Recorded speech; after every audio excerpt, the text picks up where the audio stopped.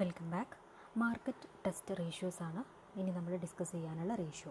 So types of റേഷ്യോയിൽ 5 category റേഷ്യോസിൽ liquidity ratio, solvency ratio, activity ratio and profitability ratio ഇതെല്ലാം നമ്മൾ cover ചെയ്ത് കഴിഞ്ഞു. ഇനി ലാസ്റ്റ് പോർഷനാണ് മാർക്കറ്റ് ടെസ്റ്റ് റേഷ്യോ. സോ എന്താണ് ഈ market test ratios? These market test ratios are used for evaluating the shares and stock which are intended in the market. നമ്മൾ ഒരു കമ്പനിയുടെ ഷെയർസ് അല്ലെങ്കിൽ സ്റ്റോക്ക് മാർക്കറ്റിൽ എന്ത് വാല്യൂ ആണ്, അല്ലെങ്കിൽ അതിൻ്റെ ട്രേഡിംഗ് എങ്ങനെയാണ് എന്നുള്ള കാര്യങ്ങളെക്കുറിച്ചൊക്കെ അറിയാൻ വേണ്ടിയിട്ടാണ് ഈ മാർക്കറ്റ് ടെസ്റ്റ് റേഷ്യോസ് യൂസ് ചെയ്യുന്നത്. സോ നമ്മൾ ഇതുവരെ ഡിസ്കസ് ചെയ്തിട്ടുള്ള റേഷ്യോയിൽ നിന്നും വ്യത്യസ്തമായിട്ടുള്ളൊരു റേഷ്യോ ആണ് market test ratio. The value of shares in the stock exchange depends upon a number of factors like book value share, future profitability of the company, return on equity shares, EPS earning per share, price earning ratio, dividend policy, DPS dividend per share, etc. So ഒരു കമ്പനിയിലെ shares അതിൻ്റെ value നിശ്ചയിക്കുന്നത് മാർക്കറ്റിലെ demand and supply ഫോഴ്സസിനനുസരിച്ചിട്ടാണ്. അതുകൂടാതെ ഈ ഫാക്ടേഴ്സൊക്കെ ആ കമ്പനിയുടെ future profitability, അതുപോലെ റിട്ടേൺ ഓൺ ഇക്വിറ്റി ഷെയർസ്, അങ്ങനെയുള്ള കാര്യങ്ങളൊക്കെ അഫക്റ്റ് ചെയ്യുന്നുണ്ട്. സോ എത്രത്തോളം ഈ റേഷ്യോസൊക്കെ നമുക്ക് മാർക്കറ്റ് ടെസ്റ്റ് റേഷ്യോസ് വളരെയധികം ഹെൽപ്ഫുള്ളാണ് ഇൻവെസ്റ്റേഴ്സിനെ സംബന്ധിച്ച്. ഓക്കെ, അതായത് എത്രത്തോളം റിട്ടേൺ ആ കമ്പനിയിൽ ഇൻവെസ്റ്റ് ചെയ്താൽ കിട്ടും എന്നുള്ള കാര്യങ്ങളൊക്കെ നമുക്ക് അറിയണമെങ്കിൽ ഈ മാർക്കറ്റ് ടെസ്റ്റ് റേഷ്യോസ് അസസ് ചെയ്യണം. സോ ഈ റേഷ്യോനെ നമ്മൾ പറയുന്ന വേറെ പേരാണ് investors ratio or market valuation ratio and also stock market ratios. ഈ 3 പേരിലും ഈ മാർക്കറ്റ് ടെസ്റ്റ് റേഷ്യോസ് അറിയപ്പെടുന്നുണ്ട്.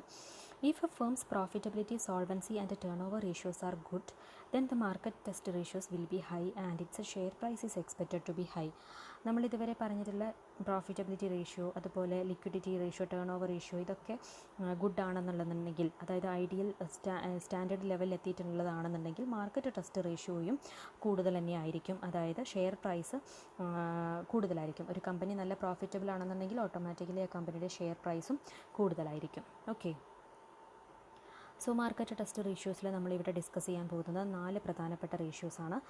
ഒന്ന് earning per share, 2 dividend per share and dividend pay out ratio and last 1 price earning ratio. ഈ റേഷ്യോസൊക്കെ വളരെ യൂസ്ഫുൾ ആയിട്ടുള്ള റേഷ്യോസാണ്. നമ്മൾ പല സ്ഥലങ്ങളിലും ഈ റേഷ്യോസ് ആവശ്യം വരും. ഓക്കെ, അതിൽ first 1 earning per share. Earning per share EPS എന്ന് പറഞ്ഞിട്ടുണ്ടെങ്കിൽ ഏർണിംഗ് പെർ ഷെയർ, ഓരോ ഷെയറിനും എത്രയാണ് ഏർണിംഗ് എന്നുള്ളതാണ് ഇതിൻ്റെ meaning. That is this ratio indicates the profits available for each equity share. ഓരോ ഇക്വിറ്റി ഷെയറിനും എത്രയാണ് പ്രോഫിറ്റ് കിട്ടുന്നത്. It is calculated by dividing the earnings available to equity shareholders by the number of equity shares issued. Equity share ഹോൾഡേഴ്സിൻ്റെ പ്രത്യേകത എന്താണ്? അവരാണ് ഏറ്റവും last പ്രോഫിറ്റിൻ്റെ വിഹിതം കിട്ടുന്ന ആൾക്കാർ. പക്ഷേ അവർക്കാണ് ഏറ്റവും എന്തൊക്കെയാണോ പ്രോഫിറ്റ് ഉള്ളത് ആ പ്രോഫിറ്റ് മുഴുവൻ കിട്ടുവാൻ അർഹതയുള്ള ആൾക്കാർ ഓണേഴ്സാണ്. അതുകൊണ്ട് തന്നെ net profit available to equity share holders, അവർക്ക് അവൈലബിൾ ആയിട്ടുള്ള ഇക്വിറ്റി ഷെയർ ഹോൾഡേഴ്സിന് അവൈലബിൾ ആയിട്ടുള്ള net profit divided by number of equity shares ചെയ്യുന്ന സമയത്ത് നമുക്ക് എന്ത് കിട്ടും? ഒരു ഷെയർ വാങ്ങിയിട്ടുള്ള ആൾക്ക് എത്രയാണ് ഏർണിങ്സ് എന്നുള്ളത് കിട്ടും. സോ ഇക്വേഷൻ എന്ന് പറയുന്നത് EPS is equal to net profit divided by number of equity shares. ഇവിടെ നെറ്റ് പ്രോഫിറ്റ് എന്ന് പറയുമ്പോൾ പ്രത്യേകം ശ്രദ്ധിക്കണം, final profit after tax and preference dividend. Preference share ഹോൾഡേഴ്സിൻ്റെ വിഹിതം കൂടെ കൊടുത്തു കഴിഞ്ഞതിന് ശേഷം ടാക്സും എല്ലാം പേ ചെയ്ത് കഴിഞ്ഞാൽ ലാസ്റ്റ് അവൈലബിൾ ആയിട്ടുള്ള പ്രോഫിറ്റാണ് നെറ്റ് പ്രോഫിറ്റ് എന്ന് പറയുന്നത്. ഇവിടെ നമ്മൾ എടുക്കുന്ന നെറ്റ് പ്രോഫിറ്റ്. സോ എന്താണ് EPSൻ്റെ സിഗ്നിഫിക്കൻസ്?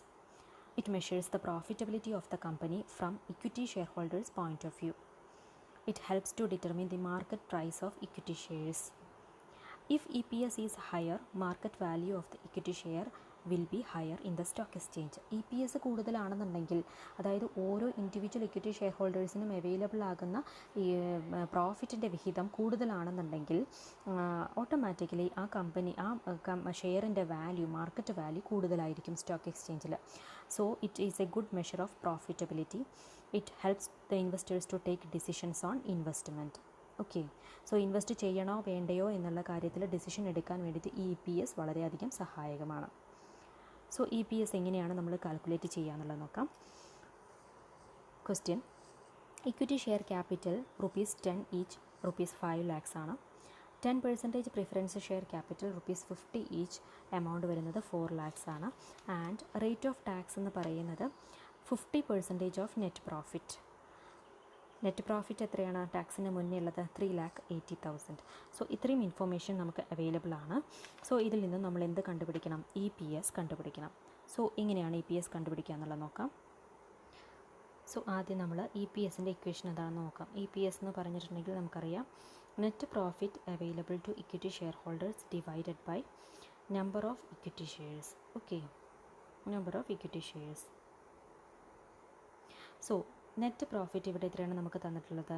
നമുക്ക് തന്നിട്ടുള്ള പ്രോഫിറ്റ് ബിഫോർ ടാക്സ് ആണ് 3,80,000. ടാക്സ് എന്ന് പറയുന്നത് 50% ആണെന്ന് പറഞ്ഞിട്ടുണ്ട്. സോ നമുക്ക് നെറ്റ് പ്രോഫിറ്റ് എങ്ങനെ കണ്ടുപിടിക്കാം?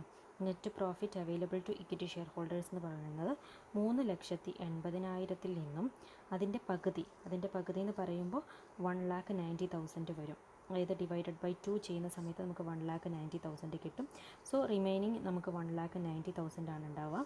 1,90,000 നിന്നും പിന്നെ എന്തുകൂടെ നമ്മൾ കുറയ്ക്കേണ്ടതായിട്ടുണ്ട്? Preference dividend. ഇവിടെ പ്രിഫറൻസ് ഷെയർ ക്യാപിറ്റൽ ഉണ്ട്. പ്രിഫറൻസ് ഡിവിഡൻറ്റ് എന്ന് പറയുന്നത് എത്രയാണ്? 10% ആണ്. So 10% of what?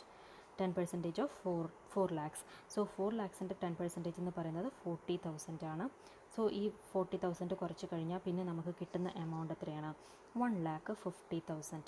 സോ 1,50,000 ആണ് ഇക്വിറ്റി ഷെയർ ഹോൾഡേഴ്സിന് അവൈലബിൾ ആയിട്ടുള്ള total net profit. Okay, so നമ്മൾ EPSലെ ഫസ്റ്റത്തെ എലമെൻറ്റ് നമ്മൾ കണ്ടുപിടിച്ചു. അതായത് നെറ്റ് പ്രോഫിറ്റ് അവൈലബിൾ എന്ന് പറയുന്നത് 1,50,000 ആണ്.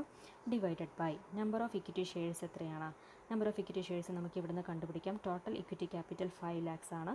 ഒരു ഷെയറിൻ്റെ വാല്യൂ 10 രൂപയാണ്. അങ്ങനെയാണെന്നുണ്ടെങ്കിൽ എത്ര ഇക്വിറ്റി ഷെയർ ഹോൾഡേഴ്സ് ഉണ്ടായിരിക്കും? 5 lakh divided by 10. 5 lakh divided by 10 ചെയ്യുന്ന സമയത്ത് 50,000. സോ 50,000 ആണ് ഈ നമ്പർ ഓഫ് ഇക്വിറ്റി ഷെയർസ് വരുന്നത്. സോ ഇത് ഡിവൈഡ് ചെയ്യുന്ന സമയത്ത് നമുക്ക് കിട്ടുന്നത് EPS = 3. സോ EPS നമുക്ക് 3 ആണ് കിട്ടിയിട്ടുള്ളത്. Okay, next dividend per share. Dividend per share എന്ന് പറയുന്നത് നമ്മളിപ്പോൾ EPSൽ കണ്ടുപിടിച്ചത് ഒരു ഷെയർ ഹോൾഡറിന് അവൈലബിൾ ആയിട്ടുള്ള ഏർണിങ്സ് ആണ്. പക്ഷേ എല്ലാ ഏർണിങ്സും, അതായത് നെറ്റ് പ്രോഫിറ്റ് നമ്മൾ ടാക്സും പ്രിഫറൻസ് ഡിവിഡൻറ്റും ഒക്കെ കൊടുത്തു കഴിഞ്ഞതിന് ശേഷം ബാലൻസ് ഉള്ള നെറ്റ് പ്രോഫിറ്റ് മുഴുവനായിട്ടും ഇക്വിറ്റി ഷെയർ ഹോൾഡേഴ്സിന് കൊടുക്കില്ല. ഒരു പോർഷൻ എന്തായിട്ട് വയ്ക്കും? റിസർവായിട്ട് മെയിൻറ്റെയിൻ ചെയ്യും. സോ ബാലൻസ് മാത്രമേ ഇവർക്ക് ഡിവിഡൻ്റായിട്ട് കിട്ടുള്ളൂ. So the amount of profit is distributed to equity share holders per share. അതിനെയാണ് DPS എന്ന് പറയുന്നത്.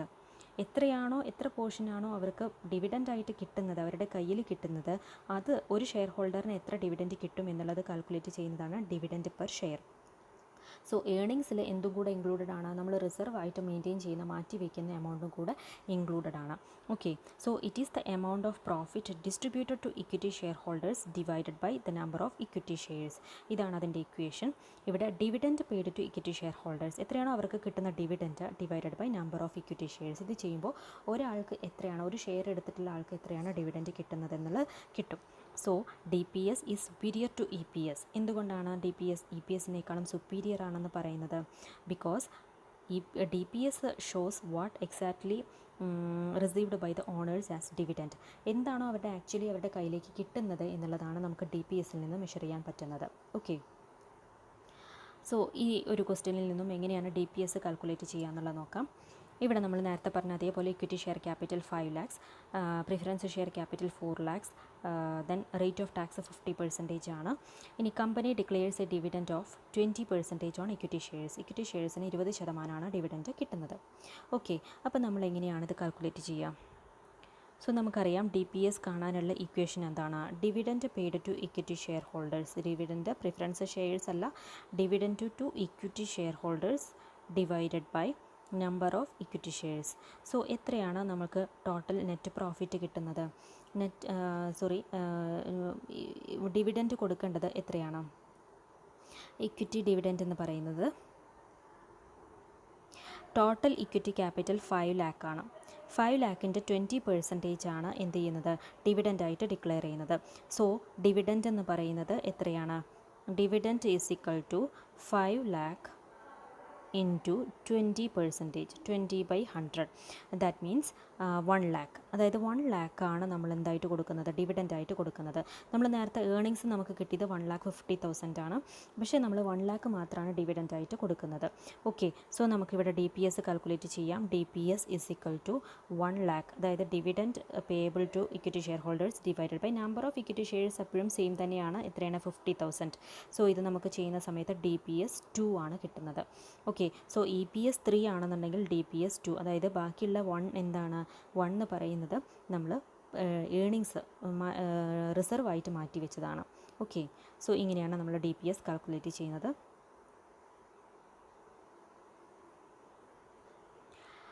Next, dividend pay out ratio. Dividend pay out ratio എന്ന് പറയുന്നത്, company does not distribute all of its earnings to equity shareholders. A part of earnings shall be retained in the business. This will be invested for future growth. നമ്മൾ already പറഞ്ഞു, dividend earnings മൊത്തമായിട്ട് ഡിവിഡൻ്റായിട്ട് കൊടുക്കില്ല. So dividend pay out ratio measures the relationship between dividend paid to equity share holders and the earnings belonging to them. ഒരു equity share ഹോൾഡർക്ക് കിട്ടുന്ന ഏർണിങ്സും അയാൾക്ക് കിട്ടുന്ന ഡിവിഡൻറ്റും തമ്മിലുള്ള റിലേഷൻഷിപ്പ്, അതായത് എത്ര ഏർണിങ്സ് കിട്ടിയിട്ട് അയാൾക്ക് എത്ര ഡിവിഡൻ്റാണ് കിട്ടുന്നത്, ഏർണിങ്സിൻ്റെ എത്ര പെർസെൻറ്റേജാണ് അയാൾക്ക് ഡിവിഡൻ്റായിട്ട് കിട്ടുന്നത് എന്നുള്ളത് കാൽക്കുലേറ്റ് ചെയ്യുന്നതാണ് dividend pay out ratio. So it refers to the proportion of EPS which has been distributed the company as dividend. EPSൻ്റെ എത്ര പ്രൊപ്പോർഷനാണ് ഡിവിഡൻ്റായിട്ട് ഡിസ്ട്രിബ്യൂട്ട് ചെയ്യുന്നത്.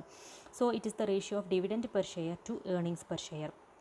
ദാറ്റ് ഈസ് അതിൻ്റെ ഇക്വേഷൻ ഇങ്ങനെയാണ്. Dividend pay out ratio is equal to dividend paid to equity share holders divided by net profit belong to equity share holders. അതായത് സിമ്പിളായിട്ട് പറയുകയാണെന്നുണ്ടെങ്കിൽ DPS divided by EPS. Dividend per share എന്ന് പറയുമ്പോൾ ഒരു share ഹോൾഡറിന് കയ്യിൽ കിട്ടുന്ന dividend.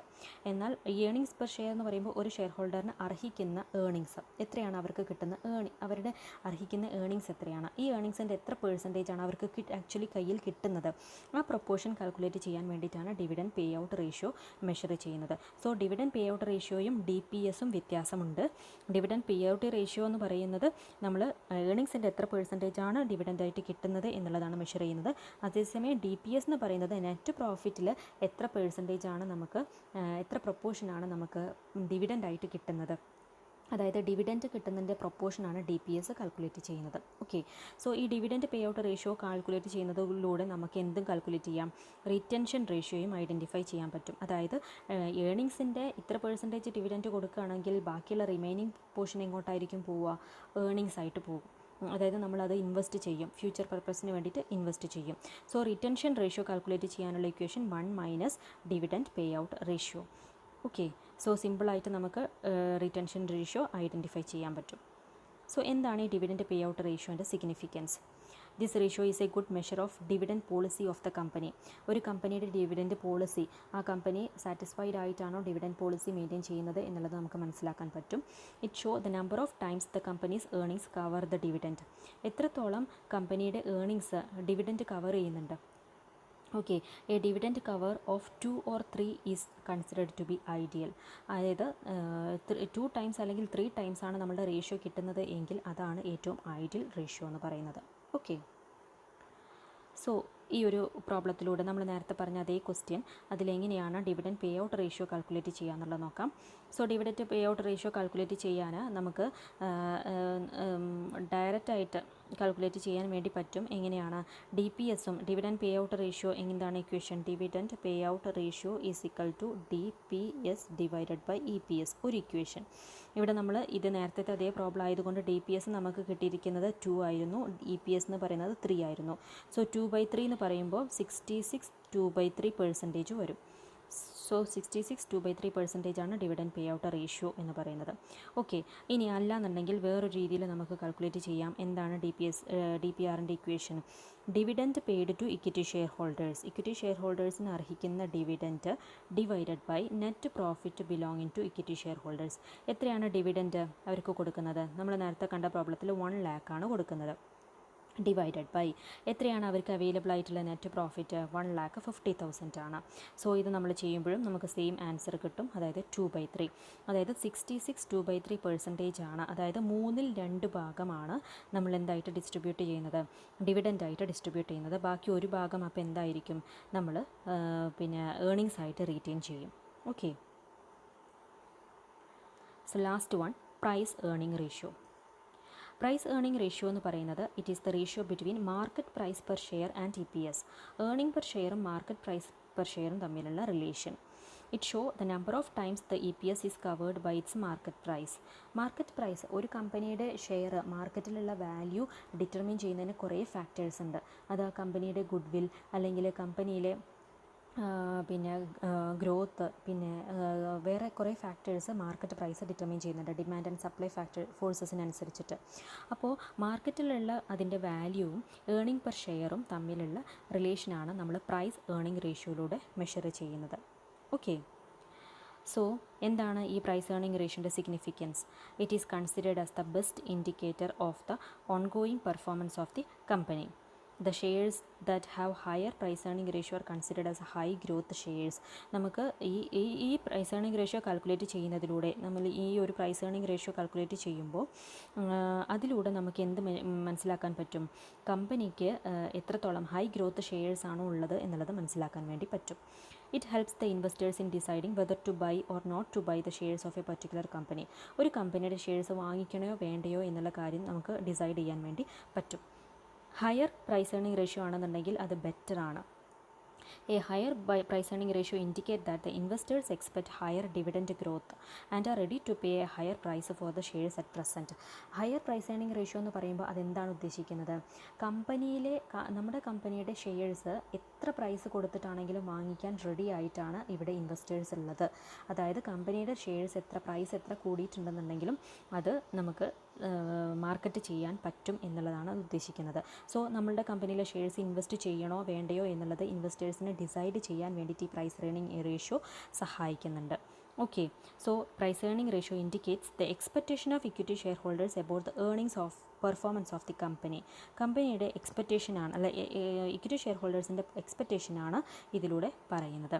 So നമ്മൾ ഈ പ്രൈസ് ഏർണിംഗ് റേഷ്യോ എങ്ങനെയാണ് നമ്മൾ നേരത്തെ പറഞ്ഞിരുന്ന അതേ പ്രോബ്ലത്തിൽ ചെയ്യുക എന്നുള്ളത് നോക്കാം.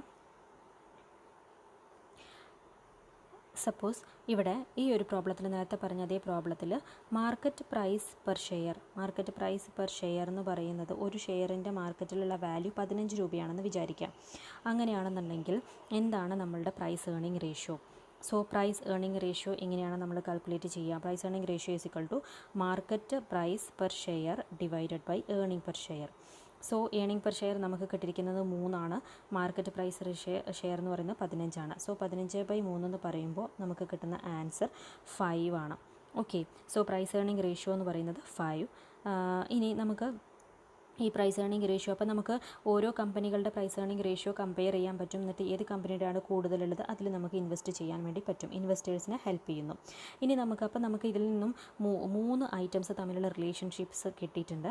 അതായത് EPSഉം അതുപോലെ MPSഉം, മാർക്കറ്റ് പ്രൈസ് പെർ ഷെയറും, അതുപോലെ തന്നെ പ്രൈസ് ഏർണിംഗ് റേഷ്യോയും.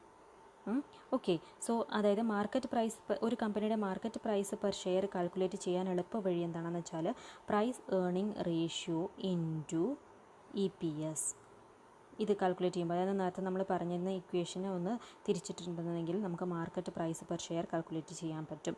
സോ ഇത് പ്രോബ്ലത്തിൽ നമുക്ക് ഇതാണ് ഐഡൻറ്റിഫൈ ചെയ്യേണ്ടത് ആവശ്യം വരുന്നത് എങ്കിൽ അപ്പോൾ നമ്മൾ ഈ ഇക്വേഷൻ യൂസ് ചെയ്യാം. ഓക്കെ, സോ ഇത്രയാണ് മാർക്കറ്റ് ടെസ്റ്റ് റേഷ്യോസിനെ കുറിച്ച് പറയാനുള്ളത്. ഓക്കെ.